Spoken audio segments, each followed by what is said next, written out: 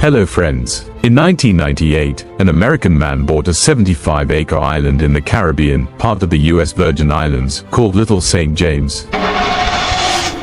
From the outside, it looked like paradise: beautiful beaches, greenery, luxury villas, pools, a gym, and a helipad, but inside it hid a dark truth.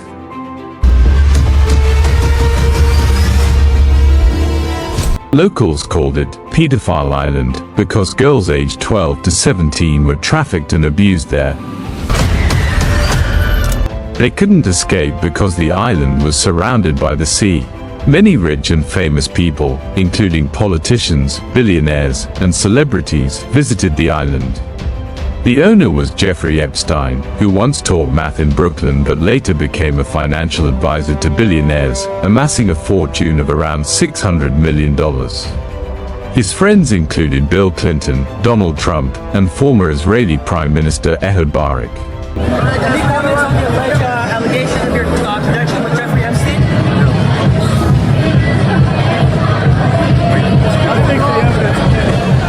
This story became known as one of America's biggest scandals, the Epstein Files. Now, coming back to the topic, what was happening on Epstein Island remained hidden for many years. But in 2005, a small police complaint triggered the case.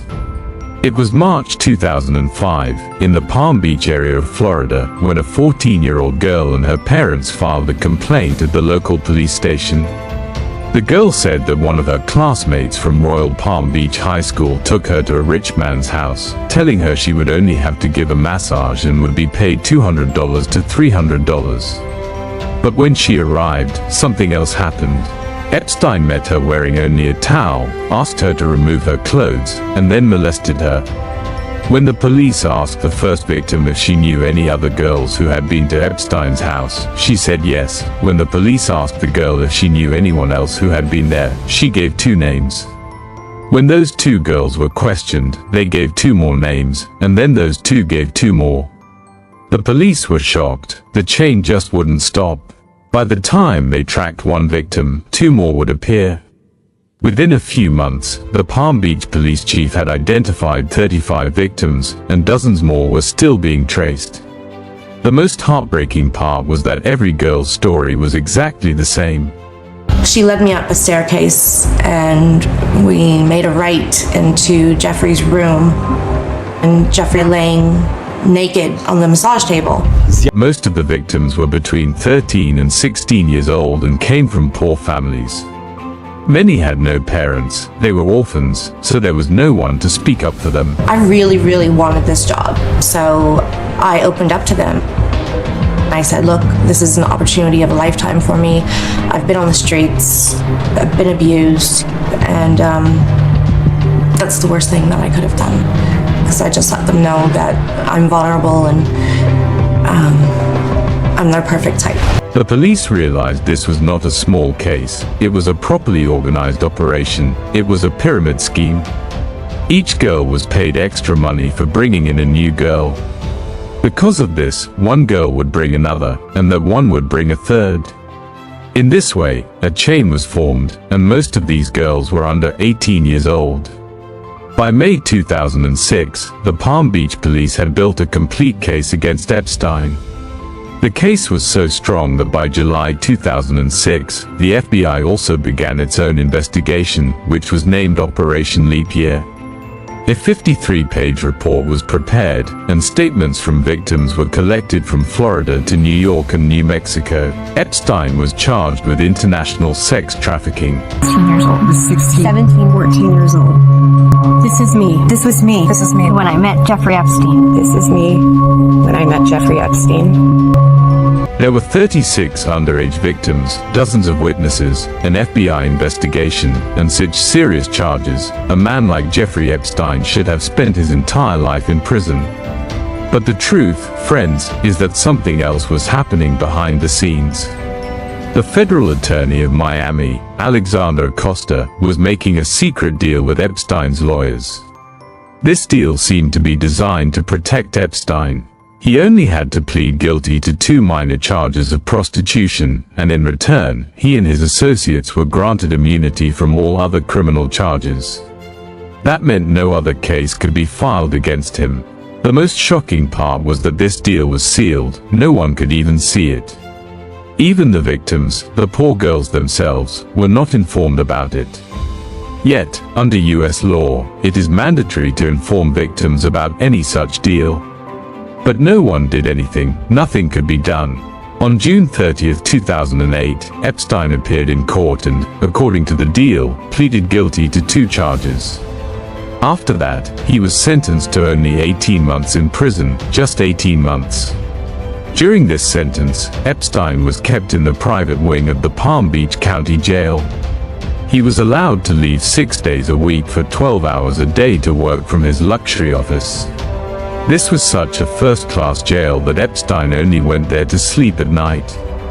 And even then, 5 months before completing his sentence, in July 2009, he was released from jail. All of this was possible because of that secret deal, the one arranged by Alexander Acosta. Now, here's the twist in the story. The same Alexander Acosta later became the Secretary of Labor in the first government of Epstein's old friend, Donald Trump. Secretary of the Department of Labor will be Mr. Alex Acosta. Secretary of the Department of Labor will be Mr. Alex Acosta. For the next several years, Epstein lived his life normally. Nothing happened to him. He traveled in his private jet, threw lavish parties on his island, and met powerful people. It seemed like the villain had escaped punishment. But somewhere in the world, there was a woman, a journalist, who had decided that she would not let Epstein get away. Her name was Julie K. Brown, an American investigative journalist working for the Miami Herald. After Epstein's release in 2009, she continued to follow the case closely. After studying it for years, in November 2018, she published her findings, not 1 or 2, but a whole series of reports exposing Epstein's crimes and how the system had protected him. Julie titled her investigation, "Perversion of Justice." These reports created a massive uproar in the media. Public anger erupted. People began demanding that the investigation against Epstein be reopened. Due to this growing pressure, a new investigation was launched in New York. In her research, Julie had identified more than 80 potential victims. In her reports, she interviewed and documented 8 of them. The evidence was very clear. So, in July 2019, Epstein was arrested once again, this time on direct charges of sex trafficking, which carried a possible sentence of up to 45 years in prison. But then came the biggest twist in our story. On August 10, 2019, Jeffrey Epstein was found dead in his jail cell. The disgraced financier Jeffrey Epstein is dead. Epstein took his own life while he was behind bars facing charges of sex trafficking. Officially, the world was told that Epstein had used a bedsheet to hang himself inside his cell. But the circumstances raised many questions. The truth was that Epstein was alone in his cell that night. There was no other inmate with him. Coincidentally, the jail's cameras were also not working that night due to technical problems. Because of this, there was no video footage showing what actually happened, whether Epstein really took his own life. This led to widespread conspiracy theories claiming that Epstein hadn't committed suicide but had been murdered. The video was released by the Department of Justice to prove that no one entered Epstein's cell before he was found dead, and that he really did take his own life. But it's only fueling more conspiracy theories. The surprising thing was that the people spreading these conspiracy theories were mostly Donald Trump supporters. After some time, Trump himself retweeted a post claiming that Epstein hadn't committed suicide, that he possessed secret information about Bill Clinton, and that Clinton had him killed. Among Trump's supporters, the phrase, "Epstein didn't kill himself," became a hugely popular slogan. During the 2024 US presidential elections, Donald Trump made this a major campaign issue. He promised that once he became president, he would make all of Epstein's files public. Whenever he was asked in interviews whether he would declassify the Epstein files, Trump always replied, "Yes, absolutely." Would you declassify the Epstein files? Yeah, I would. In January 2025, Trump won the elections again and became the President of the United States. Everyone was waiting to see when the Epstein files would be released. Trump's supporters were especially excited about it. But in July 2025, the Justice Department under Trump's administration announced that no list of Epstein's clients existed and that no files would be released. Soon after, Trump himself took a U-turn. He began calling the Epstein Files a boring issue, saying it was just a Democratic Party hoax that would never end. Pretty boring stuff. Democrat hoax that never ends. Trump added that the FBI should focus on important issues like voter fraud instead of wasting time and energy on matters like Epstein. Yeah, right, people said. Even Trump's own supporters weren't foolish enough to ignore what was happening. They began questioning why Trump had suddenly gone silent. Elon Musk even tweeted that Trump's name was in the Epstein files, that's why they weren't being released. Although Elon later deleted the tweet, the message was clear. Even Trump's closest supporters were beginning to doubt him. People began to grow suspicious, and when they started digging on their own, some shocking facts came to light: the long-standing friendship between Trump and Epstein. According to the New York Times, Trump and Epstein were best friends for nearly 20 years. Their friendship began in the 1980s and deepened through the 1990s. They spent time together at each other's homes, offices, Trump's Plaza Hotel, and his casinos. Epstein was seen with Trump at almost every party. According to one of Epstein's former employees, in the 1990s, Trump and Epstein spoke on the phone at least 3 times a week. Often, Epstein would put Trump on speakerphone in his office. During these conversations, Trump would boast to Epstein about his encounters with women. Model Stacey Williams claimed that for both Trump and Epstein, women were like trophies. She alleged that in 1993, when she was dating Epstein, she once went with him to Trump Tower, where Trump pulled her close and touched her inappropriately. Epstein watched this happen, and according to Stacey, he seemed pleased that he had a model whom Trump was pursuing. Another victim claimed that at the parties where Epstein forced her to have relations with other guests, Trump was also present.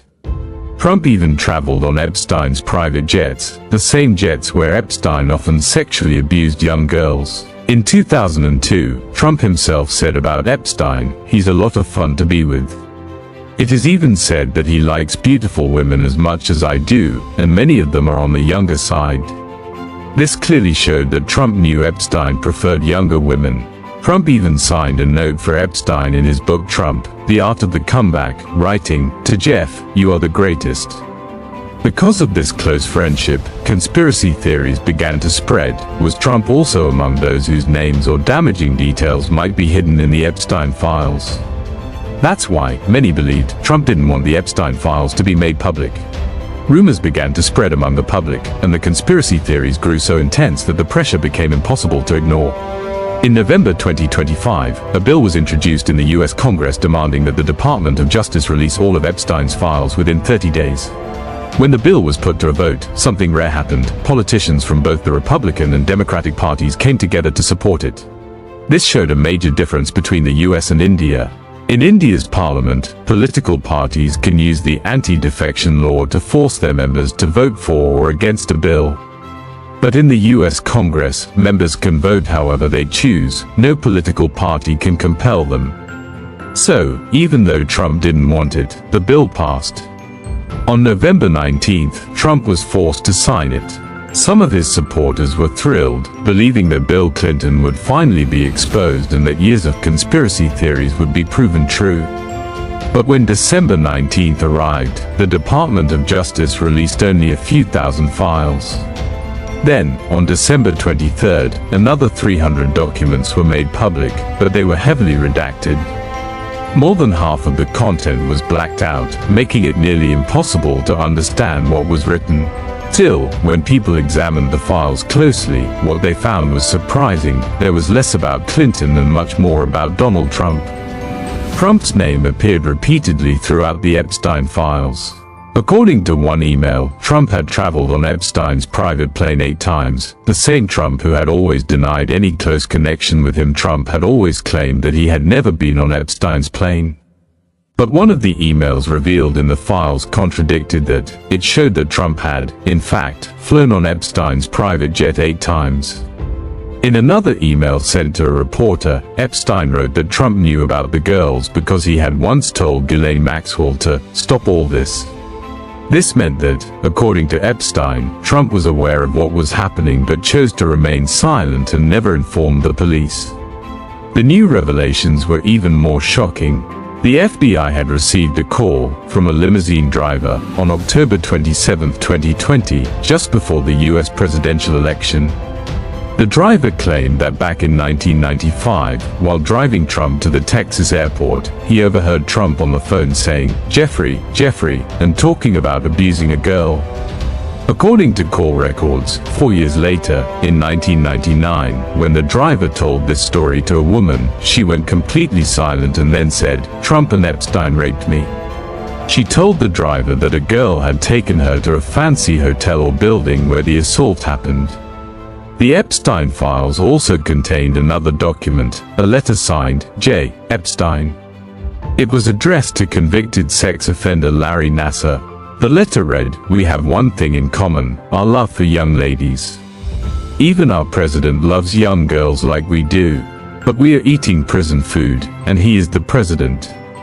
Life is very unfair. This letter was written in 2019, when Donald Trump was the president of the United States.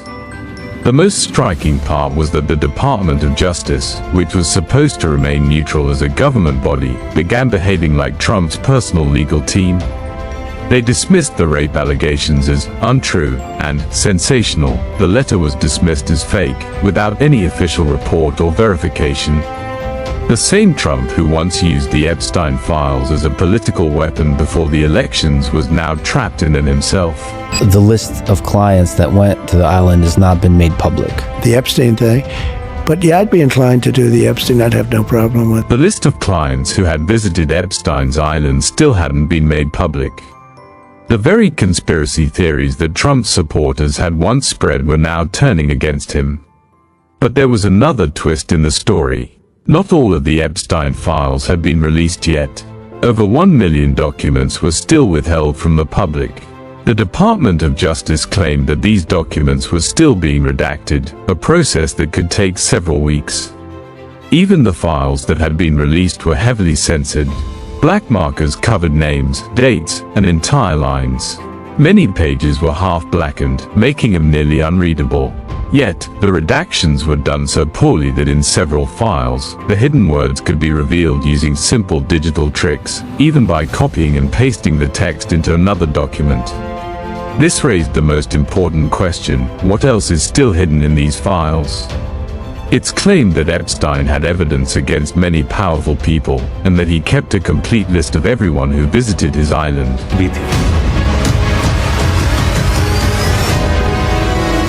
As time goes on, we may see how many presidents, prime ministers, billionaires, and princes are entangled in this web, and how many names from Epstein's infamous Black Book will finally come to light. For now, that's all.